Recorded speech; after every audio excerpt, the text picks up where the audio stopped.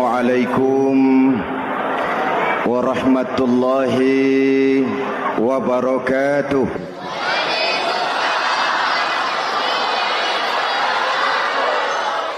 Alhamdulillahi wahdah, sadaqa wa'dah wa nasara 'abdah. Wassalatu wassalamu ala man la nabiyya ba'dah, Sayyidina Muhammad ibn Abdullah wa ala alihi wa sahbihi wa mawalah, amma ba'du. Saudara-saudara kaum muslimin yang saya cintai, perjalanan waktu telah mengantarkan kita memasuki Ramadan. Kata orang, jauh berjalan banyak dilihat, dan pengalaman adalah guru yang paling bijaksana. Kalau ibadah Ramadan kita berhasil, maka kita yang malam ini pasti bukan kita sebulan yang lalu. Kita yang malam ini adalah kita yang telah ditempa, digojlok, digembleng oleh kawah candra di mukanya Ramadan. Dan setelah perjalanan panjang, perjuangan mengendalikan diri dan menahan nafsu, kita akan merayakan Idul Fitri. Apa yang harus kita laksanakan? Malam ini saya ingin sampaikan ayat 186 surah Al-Baqarah, di mana Allah menuntun kita.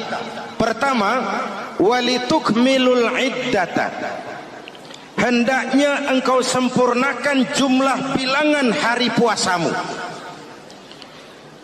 Puasa sebulan penuh, bisa 29, bisa 30 hari. Yang bisa ru'yat, punya persyaratan mampu ru'yat, silahkan ru'yat. Yang tidak mampu, ikut yang aman saja, dengerin pengumuman pemerintah, cari amannya saja.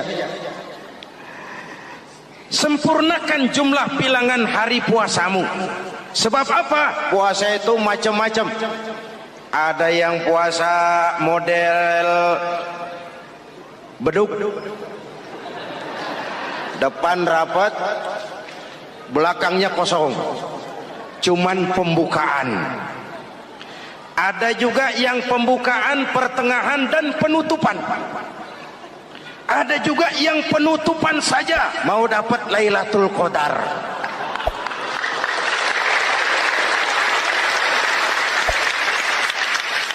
Allah berpesan, walitukmilul iddata, sempurnakan jumlah bilangan hari puasamu.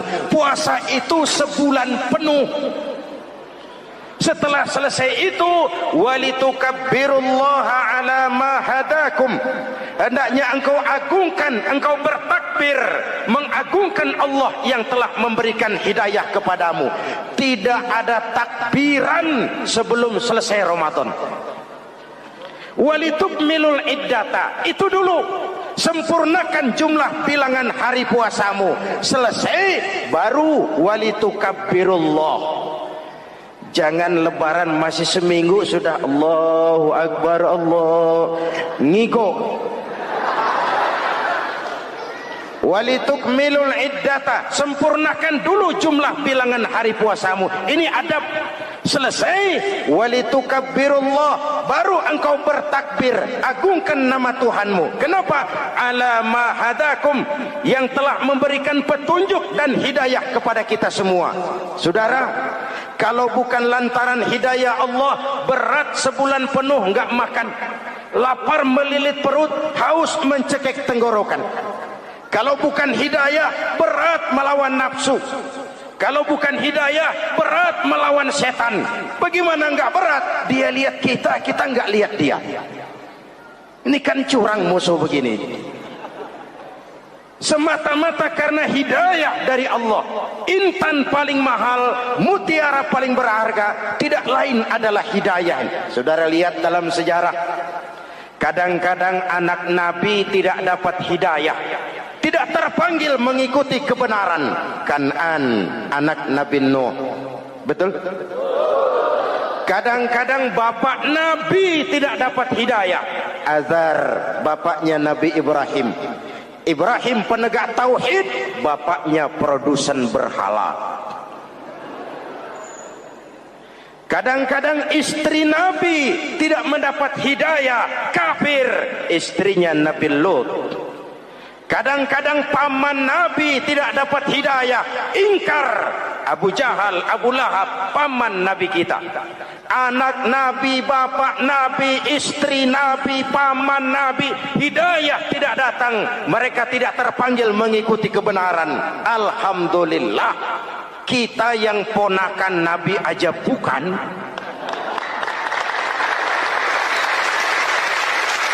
Kita diberikan hidayah. Dengan bekal hidayah itulah kita masuki nuansa Ramadan.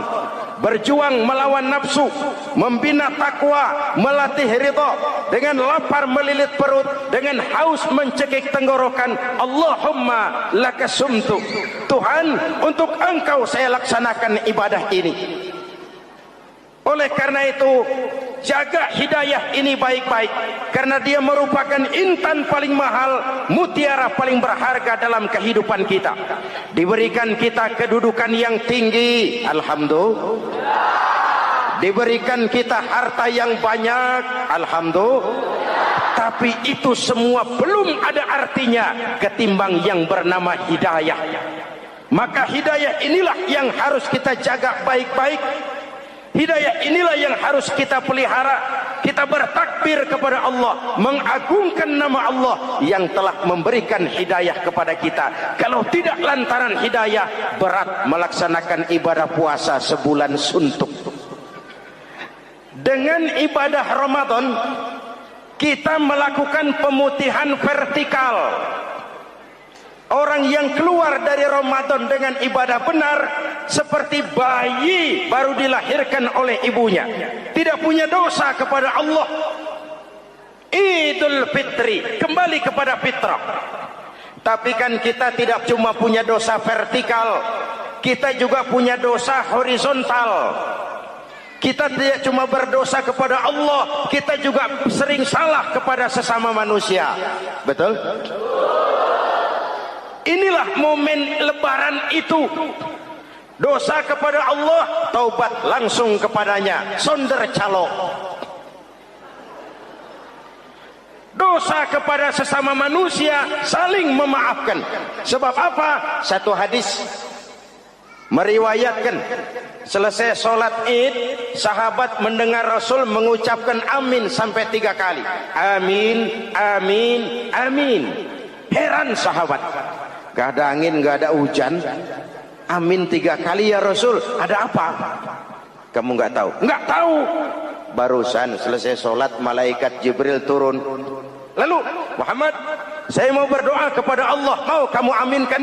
Silakan Jibril, berdoalah, saya akan mengaminkan. Jibril berdoa, Rasulullah amin. Doanya 3 macam permohonan, Nabi 3 kali mengucapkan amin. Kalau malaikat Jibril yang doa, Nabi yang mengaminkan. Kalau bahasa Inggris, ilokan. Ilokan nih doa meleset. Apa iya? Maknya? Apa doanya? Pertama, ya Allah, hari ini 1 Syawal, doa malaikat Jibril, saya mohon kepadamu, jangan engkau terima puasa dan ibadahnya anak yang durhaka kepada ibu bapaknya. Rasulullah mengucapkan amin. Jelas? Belum tentu memang setiap kita orang tua, tapi pasti setiap kita anak. Jikalau anak punya ibu dan bapak, seorang anak yang puasa Ramadan, tarawih malam hari, bayar zakat, tadarus Al-Quran, jikalau sudah durhaka kepada kedua orang tuanya, didoakan oleh malaikat Jibril, diaminkan oleh Nabi, supaya puasa dan ibadahnya tidak diterima. Na'udzu. Maka selesai sholat Idul Fitri, tugas yang paling utama minta ridho ibu dan bapak. Satu. Yang kedua, ya Allah,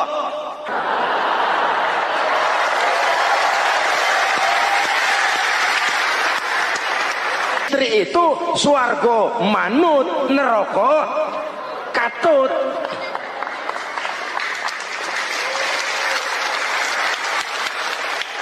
Yang ketiga, ya Allah, hari ini 1 Syawal, saya mohon kepadamu, jangan engkau terima puasa dan ibadahnya muslim yang tidak mau memaafkan sesama saudaranya muslim.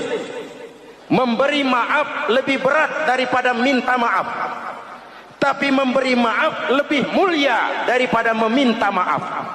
Kalau kita sudah minta maaf, orang tidak mau memaafkan, itu tanggung jawab dia kepada Allah. Orang macam itu yang tidak mau memaafkan sesama saudaranya, didoakan agar puasa dan ibadahnya tidak diterima oleh Allah Subhanahu. Riwayat lain menceritakan, satu hari Nabi lagi kumpul dengan sahabat. Nabi tanya, saudara-saudara, atadruna manil muflis? Tahu nggak kamu siapa orang yang bangkrut, orang yang sial, orang yang celaka? Siapa? Macam-macam jawaban sahabat. Ada yang bilang, al-muflisu fina man la dirham lahu wala mata'.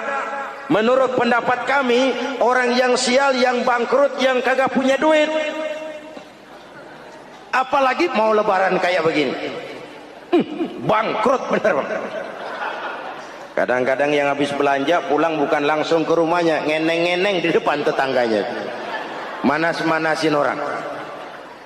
Hadirin yang saya hormati, semua diukur dengan kacamata materi. Apa jawab Nabi? Bukan. Orang bangkrut bukan yang nggak punya duit. Orang bangkrut itu orang yang nanti di hari kiamat datang menghadap Allah dengan membawa pahala solat, pahala zakat, pahala puasa, karena di dunia rajin ibadah. Cuman sayang, di sisi lain dia datang bawa dosa karena pernah nyaci maki orang, pernah fitnah orang, pernah makan harta orang dengan cara yang zalim, pernah mengalirkan darah orang dengan cara yang tidak benar. Enak dia setor, Tuhan lapor, ini pahala sholat saya, ini pahala puasa saya, ini pahala zakat saya mau ke surga. Datang orang, ntar dulu Tuhan, sabar. Ini orang memang di dunia rajin puasa, tapi saya pernah dicaci maki, lidahnya kotor, omongannya tajam, hancur hati saya oleh ucapannya. Panggil, sini Mas. Benar ini orang pernah kamu caci maki, kamu lontarkan kata-kata pedih dan kotor, kasar. Iya, siniin pahala sholatmu, kasihin orang yang kau caci maki, kasihin. Selesai. Berangkat lagi, datang lagi orang. Sebentar Tuhan. Dia memang di dunia bayar zakat, tapi dia pernah makan harta orang dengan cara yang zalim, makan harta yatim. Jadi pengurus yatim, yatimnya lapar, pengurusnya yang pada kenyang.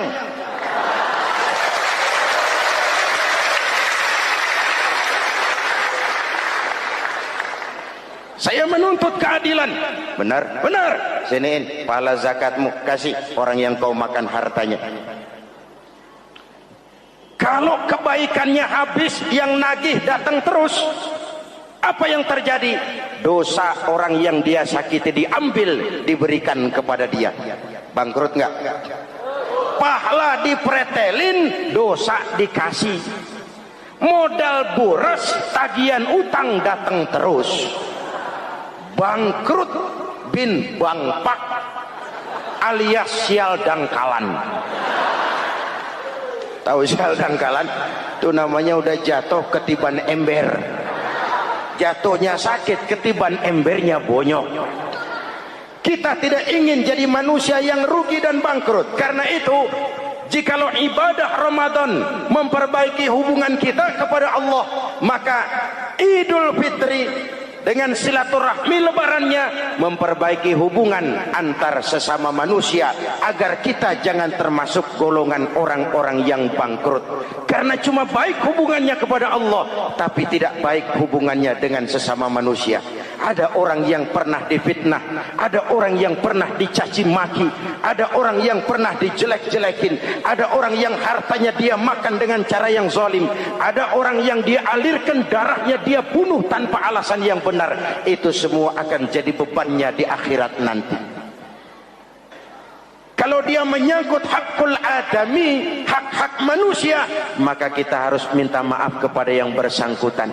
Rasul mengajarkan, ma min muslimaini yaltaqiyani fayatasafahani illa ghafarallahu dzunubahuma.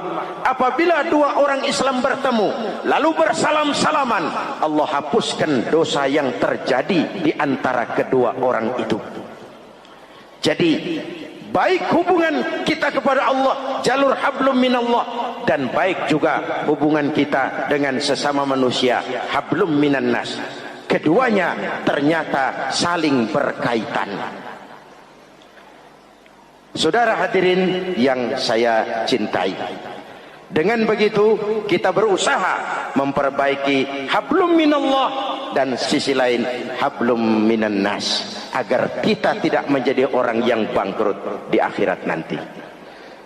Bapak Ibu, saudara-saudara kaum muslimin yang berbahagia, memanfaatkan momentum Idul Fitri dalam kondisi negara kita sekarang ini. Indonesia kita ini kan masih sakit, betul? Multi krisis. Mula-mula kita ini kena krisis moneter, rupiah anjlok, dolar naik ke langit. Sampai pernah April 97 dolar mencapai 17 ribuan dari 2.500. Apa enggak kolab? Itu pasti bukan mainan rakyat kecil. Mereka yang dapat kredit BLBI rame-rame borong dolar.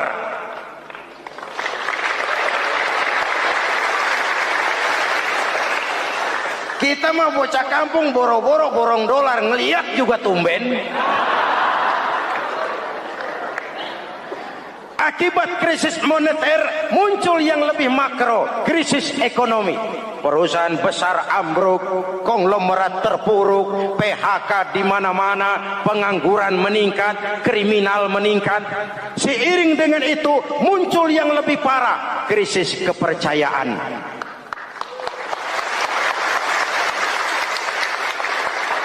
Benih-benih perpecahan bertebaran di mana-mana. Dampaknya masih sangat terasa sampai sekarang ini. Kita lihat sekarang ini, Aceh belum selesai, Papua minta merdeka, Timur Timur cerai. Dalam kondisi seperti inilah momentum Idul Fitri harus jadi lem perekat yang menjaga keutuhan kita. Sampai Rasulullah berpesan, ini 3 pesan utama beliau yang saya sampaikan malam ini. Pertama, silman qata'ak, bersilaturahmilah kau kepada orang yang marah denganmu.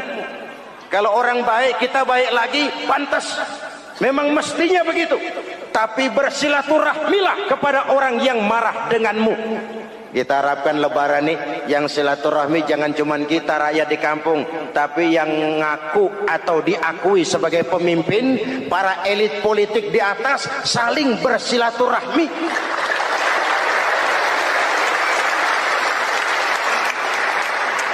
Kalau mereka rukun di atas, kita di bawah ngelihatnya enak. Betul?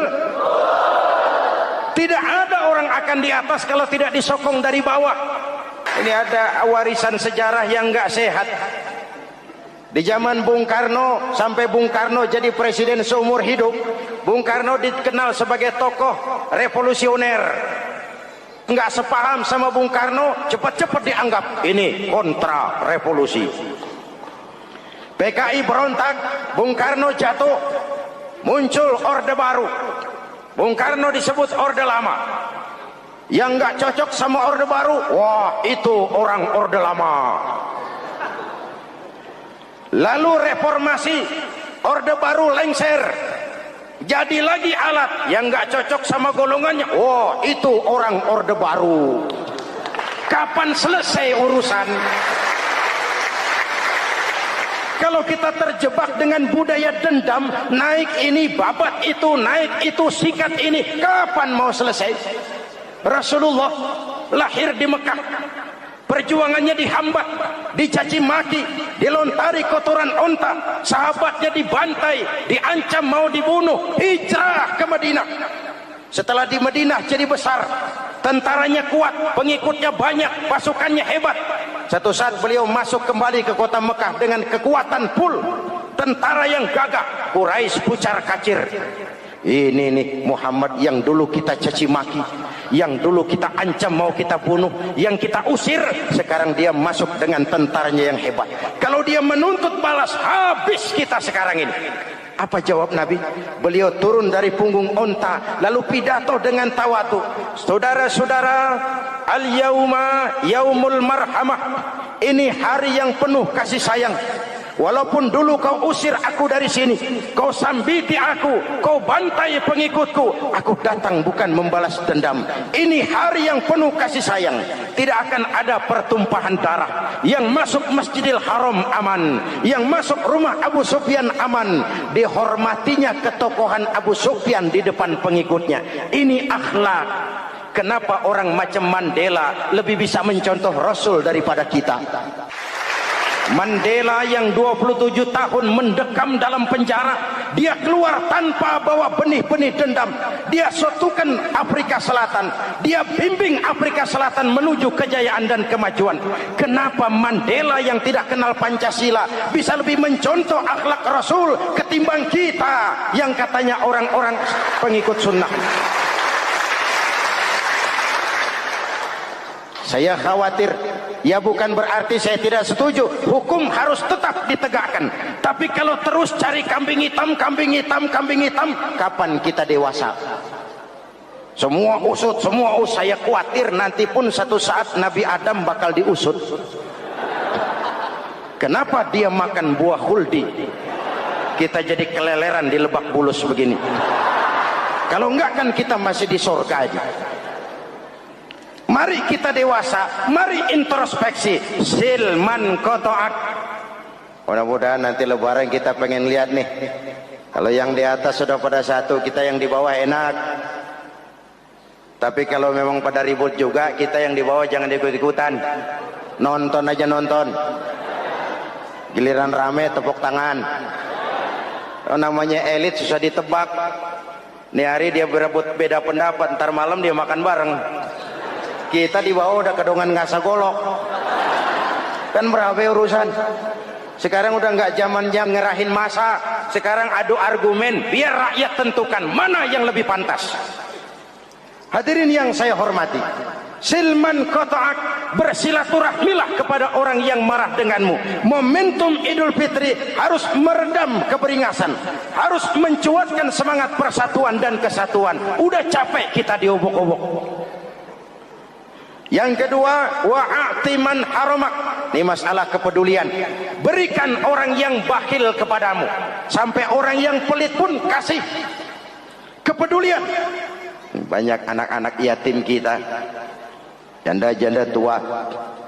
Kalau yang muda sih nggak usah dipikirin. Dewan penyantunnya udah banyak aja. Orang-orang jompo. Mungkin baju kita sudah kurang berharga di lemari kita, tapi sangat berharga ketika kita berikan kepada orang lain. Berbagi rasa. Jangan ada yang lapar di samping yang senyum. Jangan ada yang menangis di samping yang tertawa. Hadirin, yang ketiga, wa'fu amman zalamak. Maafkan orang yang berlaku zalim kepada dirimu. Maafkan orang yang berlaku zalim. Jangan mewarisi sifat dendam, karena Ramadan sudah melatih kita. Tidak akan menyelesaikan persoalan. Dengan semangat ini, maka persatuan, kesatuan, kerukunan dan kekompakan akan lebih mudah kita wujudkan. Kita ingin Indonesia esok lebih baik daripada sekarang ini. Amin. Dan tentu saja kita berharap banyak dari para pemimpin-pemimpin kita, semoga lebih bersikap sebagai negarawan, bukan hanya sebagai politisi. Karena jujur saya ingin berkata, reformasi memang telah melahirkan politisi, tapi belum banyak melahirkan negarawan. Negarawan adalah orang yang ngayomi seluruh rakyat. Sekarang rakyat cuma di atas namakan, biar banyak banget. Kalau tidak mendukung dia, dianggap bukan rakyat. Biar dikit banget, kalau pendukungnya, itulah rakyat sejati. Ini pemimpin model apa kayak begini?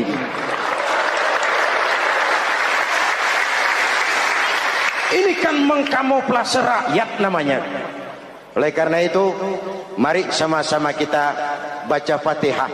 Kita niat, mudah-mudahan suasana sesudah Ramadan benar-benar kondusif, agar kita bangsa ini bisa keluar dari kesulitan besar yang kita hadapi sekarang ini. Para pemimpin kita semakin kompak dan bersatu, rakyat juga semakin terayomi. Ala hadhihi niyyah wa ila hadratin nabi. Al-Fatihah.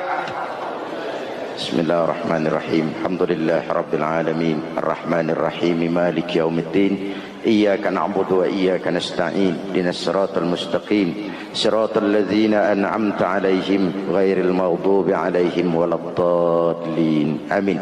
Bismillahirrahmanirrahim. Amin. Alhamdulillahi rabbil alamin. Allahumma salli ala sayyidina Muhammadin wa ala alihi wa sahbihi ajma'in. Rabbana taqabbal minna salatana wa siyamana wa qiyamana wa takhassu'ana wa ta'abbudana wa tammim taksirana ya arhamar rahimin. Allahumma ij'alna minas su'ada'il maqbulin wa la taj'alna minal ashqiya'il mardudin. Allahumma a'izzal islam wal muslimin wansur man nasaraddin wakhzul man khazalal muslimin. Allahumma afdalu ma qultuhu ana wan nabiyyuna min qabli la ilaha illallah.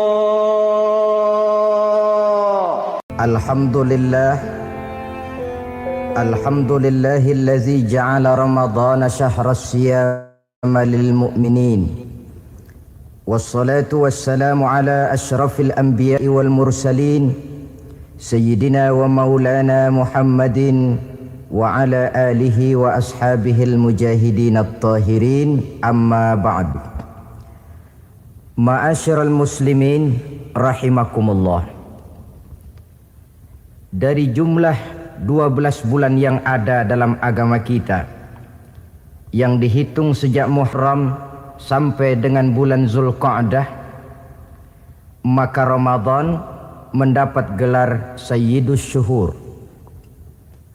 Sayyidus Syuhur artinya raja, penghulu atau tuan dari seluruh bulan. Apa sebabnya maka Ramadan ini dinamakan Sayyidus Syuhur? Sebab yang pertama, Ramadan dipilih oleh Allah menjadi bulan tempat di mana pertama kali diturunkan ayat-ayat suci Al-Quranul Karim. Allah tidak memilih Rabiul Awal, tidak Rajab menjadi bulan di mana diturunkan ayat-ayat suci Al-Quranul Karim, seperti yang dijelaskan dalam surah Al-Baqarah ayat 185. A'udzu billahi minasyaitonir rajim. Syahrul Ramadhan allazi unzila fihi al-Qur'an hudal linnasi wa bayyinatin minal syuhur, karena di dalamnya ada satu malam yang bobotnya khairun min alfi syahr, satu malam tetapi lebih baik daripada 1000. Itu dinamakan dengan Lailatul Qadar. 1000 bulan kira-kira 83 tahun. Nilai ibadah di malam itu lebih baik daripada nilai ibadah 83 tahun. Padahal umur orang sekarang kan jarang yang sampai 83 tahun. Bagaimana ini harus kita pahami? Ma'asyiral muslimin, sejak kita akil balik sampai kepada usia kita yang sekarang ini, kalau kita mau jujur bercermin, rasanya kita harus mengakui banyak dosa dan kesalahan yang pernah kita kerjakan. Kalau kita berbuat dosa 40 tahun, kemudian kita bertobat 20 tahun lamanya, kalau menurut rumus dagang, ini kan belum tertutup. Dosa 40 tahun ditebus dengan taubat 20 tahun. Tapi haruskah dosa tidak terampuni? Allah Subhanahu wa ta'ala Maha Penyayang. Disediakannya malam-malam yang istimewa, yang punya nilai khusus. Seolah-olah Allah berkata, hai manusia, kau tidak perlu putus asa. Bagaimanapun banyak dosa kau lakukan, bagaimanapun banyak kesalahan kau kerjakan, nih, aku sediakan satu malam, khairun min alfi syahrin, lebih baik daripada 1000 bulan, yang disebut dengan Lailatul Qadar. Kapan sih Lailatul Qadar itu? Menurut Al-Imamul Ghazali, Lailatul Qadar itu adanya pada 10 hari yang akhir di bulan Ramadan, terutama pada malam-malam ganjil. Malam 21, 23, 25, 27, dan 29. Tapi orang yang ingin menemukan Lailatul Qadar, dia harus sudah berjaga sejak awal Ramadan. Jadi nggak boleh pakai ilmu ngincer. Tahu ilmu ngincer? Tanggal 20 Ramadan nggak terawih, 21 terawih, 22 perek lagi, 23 masuk lagi, 24 nggak ke masjid. Temennya tanya, kenapa nggak ke masjid? Ini kan bukan malam ganjil, nggak turun Lailatul Qadar. Saya kira yang kayak begini dapatnya bukan Lailatul Qadar, boleh jadi Lailatul Qadar. Orang yang ingin menemukan Lailatul Qadar itu, dia harus berjaga-jaga sejak awal Ramadan. Inilah di antara tugas kita, memanfaatkan waktu-waktu yang punya nilai istimewa. Itu ada dalam agama. Dalam setiap minggu ada hari istimewa. Dalam setiap hari ada jam-jam istimewa. Dalam setiap tahun ada bulan istimewa. Coba, dalam setiap minggu ada hari istimewa, hari Jumat. Dalam setiap hari ada jam-jam istimewa, sepertiga malam yang terakhir, antara jam 2 sampai menjelang fajar di kala subuh, itu saat-saat istimewa. Di samping saat istimewa, Allah pun menyediakan tempat-tempat yang istimewa. Solat di Masjidil Haram, pahalanya 100.000 kali ketimbang solat di masjid-masjid lain. Begitu di Masjid Nabawi misalnya, ini tempat yang istimewa. Lailatul Qadar waktu yang istimewa yang diberikan kepada kita untuk kita manfaatkan dengan sebaik-baiknya. Toh dalam kehidupan bernegara saja misalnya, kan pada setiap tanggal 17 Agustus itu presiden memberikan grasi ampunan kepada para entah itu tahanan politik dan sebagainya. Ada yang mendapat potongan tahanan, waktu-waktu yang istimewa. Inilah sebab kedua kenapa Ramadan dinamakan Sayyidus Syuhur.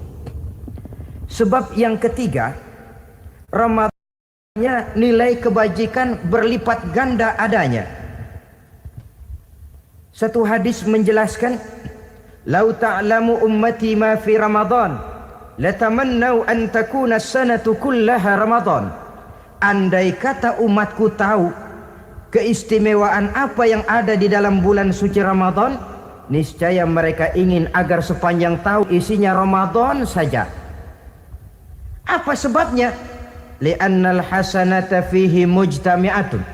Di dalam bulan Ramadan itu berkumpul segala macam kebajikan. Wa ta'atu maqbulatun. Segala perbuatan taat diterima oleh Allah. Wadda'awati mustajabatun, segala macam doa dan permohonan dikabulkan oleh Allah. Wadzunuba maghfuratun, dan segala macam dosa diampuni oleh Allah Subhanahu wa ta'ala. Berlipat gandanya nilai kebajikan yang kita kerjakan di bulan suci Ramadan. Itu sebabnya Kata baginda Nabi, man fariha bidukhuli Ramadan haramallahu jasadahu 'alan niran. Siapa orang yang gembira dengan datangnya bulan suci Ramadan, Allah haramkan badannya dari api neraka. Gembira menyambut Ramadan artinya bagaimana? Apa Ramadan datang terus bakar petasan? Bukan. Pukul beduk? Bukan. Apa gunanya pukul beduk kalau nggak puasa?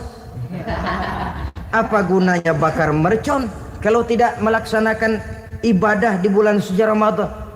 Gembira menyambut datangnya Ramadan dalam arti mempersiapkan diri untuk melaksanakan ibadah dengan sebaik-baiknya di bulan suci Ramadan ini. Muslimin rahimakumullah, dalam bulan suci Ramadan ada perintah melaksanakan ibadah puasa. Apa istimewanya ibadah puasa?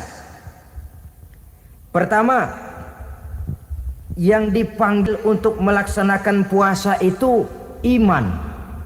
Ini panggilan istimewa. Allah menyatakan, ya ayyuhalladzina amanu kutiba alaikumussyam. Hai orang-orang yang beriman, diwajibkan atas kamu berpuasa. Iman yang dipanggil untuk melaksanakan ibadah puasa.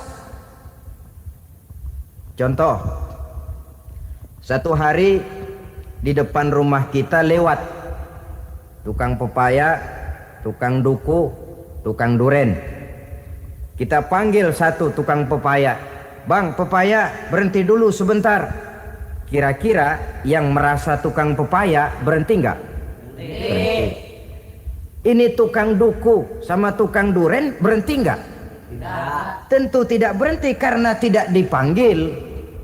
Ini Ramadan yang dipanggil orang-orang beriman. Hai orang-orang yang beriman, berhenti dulu sebentar.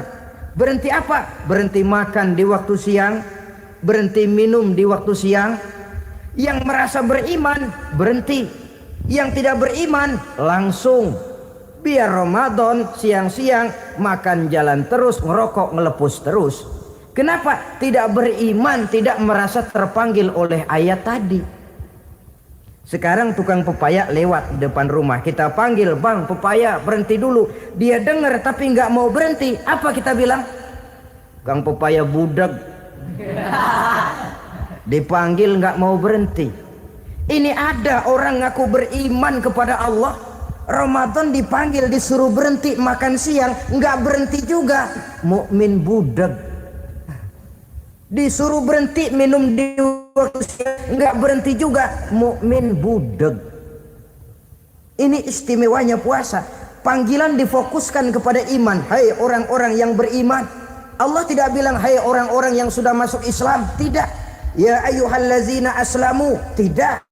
Ya ayyuhallazina amanu yang dipanggil. Hai orang-orang yang beriman, nilai nurani yang paling dalam itu yang dipanggil melaksanakan ibadah puasa. Lalu orang beriman yang bagaimana yang wajib puasa? Pertama, dia sudah balik.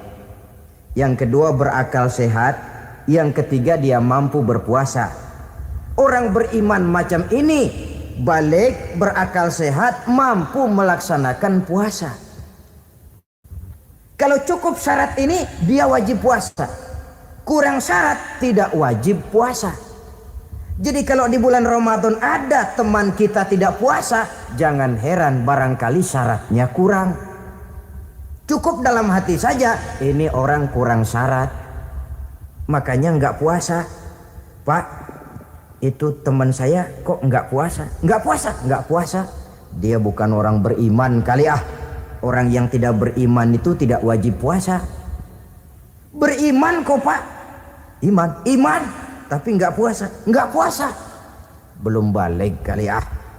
Belum balik, cuma badan doang gede. Bongsor kali itu. Belum balik. Sudah kok pak, sudah balik, sudah. Tapi nggak puasa, enggak. Gila kali dia ah. Akal itu tidak wajib puasa. Waras pak, dia tidak gila. Barangkali dia tidak mampu melaksanakan puasa karena terkena uzur syar'i. Ini keistimewaan puasa yang pertama yang dipanggil melaksanakannya iman. Keistimewaan yang kedua, oleh karena yang dipanggil iman, maka puasa dinamakan ibadah sirriyah, ibadah rahasia. Kalau kita sembahyang, orang lihat kan? Lihat enggak? Lihat. Kita bayar zakat, orang tahu. Kita pergi haji, apalagi pergi haji sekampung nganterin. Tapi kita puasa atau tidak puasa, yang tahu kan cuma kita dan Allah saja. Pura-pura sedekah nggak bisa. Pura-pura sholat ketahuan, gerakannya mesti canggung. Pura-pura pergi haji, kemana perginya? Tapi pura-pura puasa gampang. Namanya ibadah sirriyah. Bulan puasa jam 8 pagi makan. Keluar rumah bibir lap yang kering. Jalan lemesin dikit. Ada angin belaga miring. Temennya tanya, "Lu lemas amat, gue lagi puasa nih." Orang lain bisa dibohongi. Sebab puasa memang merupakan ibadah sirriyah yang tahu cuma kita dan Allah saja. Karena dia ibadah rahasia, puasa ini sulit terkena penyakit riya. Ibadah yang lain karena kelihatan orang gampang kena penyakit riya, to show only. Salat karena kelihatan orang gampang kena penyakit riya. Karena saya jadi imam, misalnya di belakang saya lihat ada mertua, wah saya bikinlah sembahyang saya mantap-mantap, pakai serban, pakai siwak. Bahasanya saya paseh-pasehin kayak orang 16 tahun di Mekah. Wah, ufolli fardwal maghribi salah sarokaatin Allahu Akbar. Surahnya saya cari yang panjang-panjang, paling pendek sabbihis sama wadduha. Akibat apa itu? Riya, di belakang ada calon mertua. Tapi kalau sholat sendirian dalam kamar, boro-boro pakai serban dan siwak, kadang-kadang kaos kutang saja cukup. Surahnya jangan sabih sampai wadduha, langganannya inna a'toinakal kautsar sama qul huwallahu ahad. Karena sholat terlihat orang mudah kena penyakit riya. Sedekah pun begitu. Mulanya niatnya cuma mau sedekah 5.000, karena ada orang yang disegani naik 10.000, yang 5.000 sudah karena orang. Jadi ibadah yang lain itu mudah terkena riya, tapi juga mudah dinilai orang. Kita bisa saja bilang itu orang sholatnya khusyuk ya. Kenapa? Kelihatan dari gerakannya. Itu orang hajinya mabrur ya. Kenapa? Kelihatan dari tingkah lakunya setelah pulang haji. Tuh orang sedekahnya berani ya. Kenapa? Ketahuan dari jumlahnya. Ibadah yang lain bisa dinilai, tapi puasa nggak bisa dinilai. Tuh orang puasanya mantap bener ya. Kenapa? Beludah melulu. Itu bukan ukuran.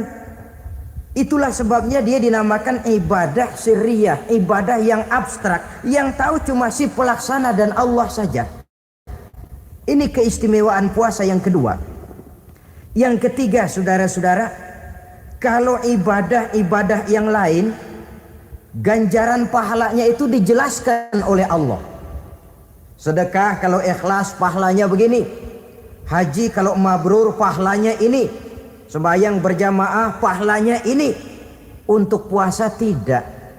Puasa Allah cuma bilang as-siyamu li wa ana ajzi bihi. Puasa adalah untukku, aku yang akan membalasnya. Berapa besar balasannya tidak dijelaskan oleh Allah. Apa artinya ini? Kalau saudara kerja, mandor bilang, sampean kerja sama saya, gaji satu hari 5.000. Ketahuan kan, sehari 5.000. Kita bisa kong kali kong. Ada mandor rajin, nggak ada mandor kendor. Pokoknya sehari 5.000. Tapi kalau mandor cuma bilang, kau kerja sama aku, gajimu nanti aku yang atur. Tidak dijelaskan, nanti aku yang atur.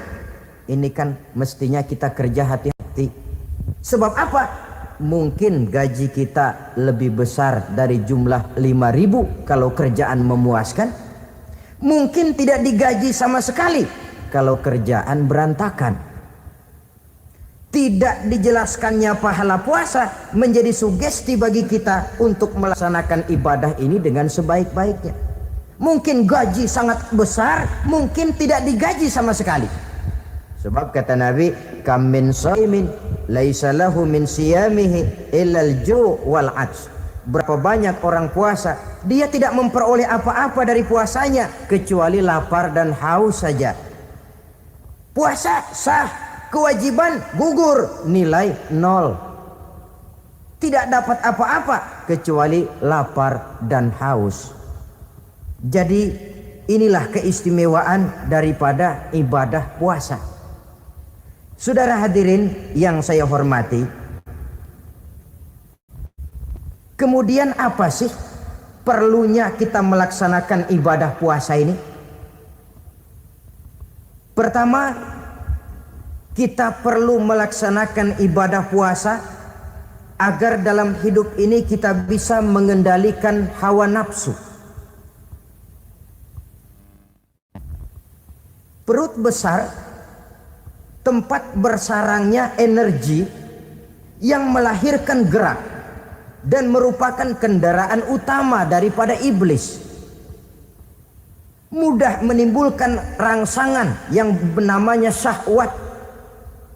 Kalau itu kita kendalikan, maka langkah hidup ini akan menjadi lurus karenanya. Benar kalau Nabi menyatakan, iza jaa Ramadan futihat abwabus sama wa ghulliqat abwabun nar wa sufsidatis sayatin. Apabila datang bulan suci Ramadan, dibuka pintu langit, dibuka pintu surga, ditutup pintu neraka, dan diikat setan-setan itu. Siapa yang ikat setan? Puasa kita. Dengan puasa kita mengendalikan nafsu. Kalau nafsu kita kendalikan, setan nggak berkutik. Jadi yang mengendalikan nafsu itu nilai puasa. Nafsu terkendali, setan terikat. Kalau puasa, kalau nggak puasa, setannya ngebludak. Jadi jangan digambarkan, wah kalau bulan puasa setan dirantai. Rantainya kayak apa? Yang rantai siapa? Arti setan diikat di sini ialah nafsu dikendalikan. Dengan apa? Mengatur makan dan minum. Puasa kan sebenarnya logikanya mengatur perpindahan waktu makan dan minum saja. Apabila perut besar ini teratur demikian rupa, syahwat tidak menggelegak, dia terkendali. Dengan hidup pandai mengendalikan nafsu, iblis tidak berdaya dan tidak berkutik. Ma'asyiral muslimin rahimakumullah, Nabi bersabda, la yu'minu ahadukum hatta takuna hawahu taba'an lima ji'tu bih. Belum sempurna iman kamu kalau nafsumu belum ikut apa yang aku bawa. Yang dibawa Nabi tidak lain daripada syariat, termasuk di dalamnya pelaksanaan ibadah puasa. Karena itu saya pesan kepada seluruhnya, jangan kalau puasa kayak orang ngancem. Siang bisa mengendalikan nafsu, tapi begitu maghrib berbunyi, nafsu sudah tidak terkendalikan lagi. Itu namanya puasa orang ngancem. Kayaknya biarin siang gua tahan, ntar lo maghrib. Begitu maghrib berbunyi, sudah macam bendungan pecah. Semua isi meja pindah ke perut. Akhirnya kalau siang dia setengah mati kelaparan, habis buka setengah mati kekenyangan. Dua-duanya jelek. Kalau sudah kekenyangan, yang enak kan ngukur balik. Tidur. Maghrib liwat, isya out, tarawih boten. Temennya nyamper ke masjid yuk tarawih duluan deh, gua kenyang bener nih. Kenyang. Berbuka itu yang bagus pakai etik ya, etika buka itu. Maghrib berbunyi, cukup seteguk air 3 butir korma atau sepotong kue. Sholat maghrib. Selesai sholat maghrib, masuk ronde kedua. Waktunya agak panjang. Makan ala qadarnya. Selesai makan, berangkat ke masjid. Isya tarawih. Pulang tarawih, masuk ronde ketiga. Waktunya panjang. Mau habis-habisan juga nggak apa-apa. Tapi kalau begitu maghrib berbunyi langsung dipukul 1 ronde, kita yang rubuh. Kekenyangan. Waktu siang dia sanggup mengendalikan nafsu, tapi begitu maghrib berbunyi, nafsu sudah tidak terkendali lagi. Asar, pengaruh puasa tidak akan membekas dalam jiwanya. Siang jelas puasa, nggak boleh ngerokok. Begitu maghrib sampai imsak kayak lokomotif, kelebul nggak berhenti-berhenti. Tidak lagi sanggup mengendalikan diri, mumpung boleh katanya. Sampai pernah kejadian ada orang bangun sahur kesiangan, bingung dia waktunya tinggal dikit. Mau sahur dulu nggak keburu ngerokok, mau ngerokok dulu takut nggak keburu sahur. Akhirnya bareng, sebelah nyuap nasi, sebelah ngerokok. Itu macam mana rasanya kalau sudah kayak begitu itu. Padahal pengaruh daripada melaksanakan puasa akan terlihat dari sejauh mana seseorang dalam hidup mampu mengendalikan nafsu. Bukan pada waktu memang dilarang, tapi pada waktu diizinkan. Di situ yang paling kelihatan. Kalau waktu siang saudara mampu mengendalikan nafsu, itu jelas saja memang seharusnya wong puasa. Malam dalam keadaan makan boleh, minum boleh, masih mampu mengendalikan nafsu dalam arti makan dan minum pada batas yang wajar saja. Itulah yang dikehendaki dari melaksanakan ibadah puasa. Sehingga ibadah itu membekas dan ikut membentuk kepribadian orang. Sekali lagi, jangan cuma waktu siang saja bisa mengendalikan nafsu. Di waktu malam pun dalam kondisi yang memang dihalalkan, kita juga hendaknya mampu mengendalikan nafsu. Jadi inilah perlunya puasa yang pertama, supaya kita bisa mengendalikan nafsu. Yang kedua, puasa itu melatih kita hidup sederhana. Orang sufi mengajarkan, orang yang paling kaya ini sebenarnya orang yang hidupnya paling cukup. Sedangkan orang miskin adalah orang yang kebutuhannya kelewat banyak. Maka yang paling kaya, bahkan yang maha kaya, itu sebenarnya cuma Allah. Sebab apa? Dia nggak perlu apa-apa. Makin banyak keperluan kita, makin miskin kita. Coba orang puasa lihat. Kalau sudah jam 2, jam 3, itulah barangkali memang termasuk godaannya dalam melaksanakan ibadah puasa. Kalau jam 1 siang, jam 2 siang, jangankan makanan enak, nangka busuk kita lihat legit. Barangkali cobaan di dalam melaksanakan ibadah puasa. Tapi kalau sudah maghrib berbunyi, berbuka kita kena seteguk air, sepotong roti, 3 butir korma, kenyang rasanya. Kemana keinginan yang tadi begitu menggebu-gebu? Oh, bisikan nafsu rupanya itu. Makin dalam kita merenung, makin sampai kita kepada bentuk kesederhanaan di dalam hidup ini.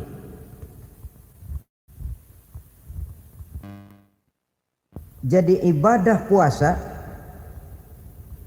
membentuk pribadi seorang muslim untuk jauh daripada sifat tamak bin rakus alias rakah. Tamak itu berasal dari kalimat toma dalam bahasa Arab yang sifatnya sudah terukir dari hurufnya. Huruf to, tengahnya bolong. Huruf mim, tengahnya bolong. Huruf ain, mulutnya mangap, perutnya gede. Jadi orang tamak macam itulah. Apapun yang diberikan Allah tidak pernah ada cukupnya dan tidak pernah ada syukurnya. Sehingga Nabi menjelaskan, lau anna libni adam wadiyani min zahabin labtagha lahuma thalisan wa la yamla'u jawfa ibn adam illa turab. Andai kata manusia mempunyai 2 buah ladang yang seluruhnya emas, tidak usah kepalang tanggung, ladang emas, 2 ladang, semuanya ladang emas, dia tidak akan puas, dia akan mencari lagi ladang yang ketiga. Wala yamla'u jawfa ibna Adam illa turab. Mulut manusia ini memang tidak akan pernah penuh kecuali kalau sudah diisi dengan tanah. Kapan diisi dengan tanah? Kalau sudah menghadap ke arah kiblat di liang lahat, nah itu baru mulut udah enggak ngerawil, diam, tenang, kalem, diisi dengan tanah. Dengan demikian kita lihat bahwa puasa makin kita hayati, makin dekat kita kepada kesederhanaan di dalam kehidupan ini. Islam tidak melarang orang untuk kaya, untuk punya harta. Yang dilarang ialah sifat rakus, serakah, dan tamak. Karena ini akan membuat orang melakukan segala macam cara, ingkar kepada nikmat Allah, tidak pandai bersyukur, pandangan matanya selalu diarahkan ke atas. Dikala hidupnya sudah serba cukup, dia masih merasa kurang. Sebab itu dia selalu kurang. Dia sudah kaya tapi masih merasa miskin saja, maka hidupnya pun miskin terus. Saudara-saudara ma'asyiral muslimin, ini hikmah yang kedua kenapa kita perlu puasa. Yang ketiga, puasa itu melatih kita cinta kepada fakir miskin, orang-orang yang tidak mampu, yang memerlukan pertolongan. Bagaimana caranya? Dunia pendidikan berkata bahwa pendidikan akan lebih berhasil kalau bersifat audio visual. Mengajar anak berenang, bawa ke kolam. Mengajar anak naik sepeda, berikan sepedanya. Mengajar orang cinta fakir miskin, rasakan apa yang dirasakan oleh fakir miskin. Apa itu? Lapar, haus. Kan nggak bisa ngajarin anak berenang teori saja. Ke kolam nggak pernah. Teori hafal luar kepala. Gaya dada begini, gaya 200 meter begini, gaya kupu-kupu begini, gaya bebas begini. Teori hafal ke kolam nggak pernah. Sekali terjun gaya batu. Sudah nggak timbul-timbul lagi. Nggak bisa ngajar anak naik sepeda cuma teori saja. Sepedanya tidak pernah diberikan. Hafal teori. Bab 1 pegang setang. Bab 2 dorong. Bab 3 kaki kanan naik pedal kanan. Bab 4 genjot. Hafal teori, megang sepeda nggak pernah. Begitu dikasih sepeda dia naik, habis tukang bakso. Pun mendidik orang cinta kepada fakir miskin tidak bisa cuma lewat seminar, kongres, penataran, indoktrinasi. Diadakan simposium, seminar, diskusi supaya orang cinta kepada fakir miskin, tapi yang bicara orang kenyang semua. Bagaimana hati ini mau peka? Islam itu nggak usah banyak teori lah, rasakan saja lapar haus enak nggak? Kalau kau tahu lapar dan haus tidak enak, kau lapar haus cuma sebentar, habis maghrib laparmu hilang, hausmu hilang. Bagaimana saudara-saudaramu muslimin yang terkapar di kolong-kolong jembatan, yatim piatu yang hidup terlunta-lunta, perempuan-perempuan tua hidup miskin, anak pun banyak perlu uluran tangan, lapangan kerja sulit, persaingan hidup makin tajam, meringkuk mereka di sudut-sudut kehidupan, beratap langit, beralas bumi, tanpa tahu kapan hidup dan nasibnya akan berubah. Di situ pekalah hati untuk hidup tidak cuma buat kepentingan diri dan perut sendiri saja, tapi mampu memberikan pertolongan sesuai dengan kemampuan kepada mereka yang memang memerlukan. Sebuah hadis menyatakan, irhamu ahlal ardi yarhamkum man fis sama. Sayangilah apa yang ada di permukaan bumi, nanti yang di langit akan sayang kepadamu.